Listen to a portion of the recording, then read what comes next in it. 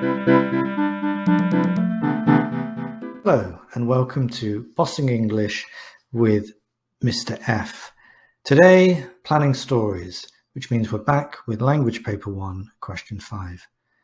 Plan my story? I don't have time to do that. I've only got 45 minutes. Are you mad?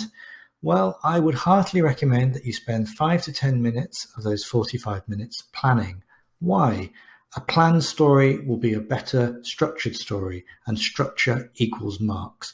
You can think about the elements of the story, some of the imagery you want to include in the devices, and also start to think about if you're going to start in the middle and come back to the beginning, or start at the end and come back to the beginning, or do classic beginning, middle, and end, or have a circular structure.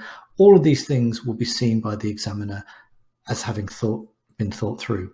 Secondly, if you do run out of time in the exam, the examiner has something they can refer to see where your story was going. They can refer to that plan, and that can be to your advantage. Okay, what is a story?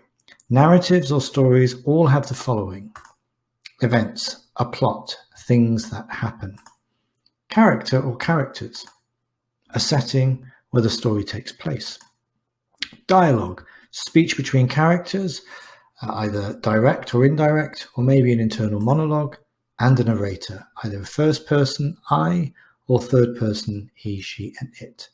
Now, in order to get marks on this exam, there are 2 words I would heartily recommend you remember. Vivid. Vivid writing uses lots of imagery, 5 senses, adjectives, unusual, powerful verbs, and brings the story to life. Secondly, make your writing varied. Varied sentence lengths, varied paragraph lengths, varied sentence types, varied punctuation. Variety is your friend. Okay, let's have a look at an example question. Write the opening of a story set in a desert as suggested by this picture. Now, normally this is your friend. As long as it's a desert, it doesn't have to be this particular desert with this particular person in it. It's something, as long as it's any desert, maybe it's one that you've personally been to, you could use that if you wanted to. Today we're going to use this particular desert because the photo is there to help you in an exam. Your brain is not thinking straight, and sometimes it's useful when generating ideas to use the resources that have been provided for you, and that's what we're going to do today when we plan. Okay, we need elements, we need to generate ideas. This is one way to do that. Who, what, where, when, how. Okay, who is this guy? Where's he come from? Why is he wearing a suit? What's he doing in the middle of the desert? And when did he get here? And how's he going to get out of here, if he is going to get out of here? What's his backstory? We'll look at that in a minute. So that's the elements in terms of character, plot, and setting. With setting, we know it's a desert. Then we might start to build on the vivid side of things. So what is he hearing? What can he see? How's he feeling, both inside emotionally and outside in terms of the heat and the dryness? Touch, taste, smell. Any of this is going to make it more immersive, especially if it's a first-person narrative.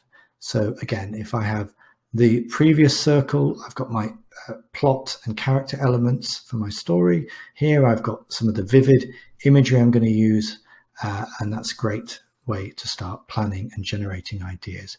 This is what I came up with. I have a businessman / spy. He's in the Middle East.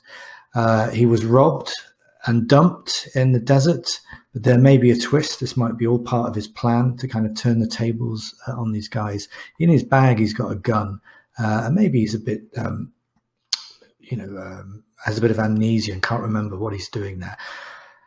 Secondly, just some ideas. The sun beating down like a fist on his skull, a bit of simile and a bit of exaggeration there. The skiffle of his shoes on sand, so I've got these sibilants and some nice almost onomatopoeia there. He can hear his own heartbeat, and his own heart sounds like death's drumbeat, so I've gone for a metaphor. And unusually, he can taste the prickle of fear in his mouth. So I've just given myself some ideas to work with there. And I'm going to show you in the next video the story that I made with that.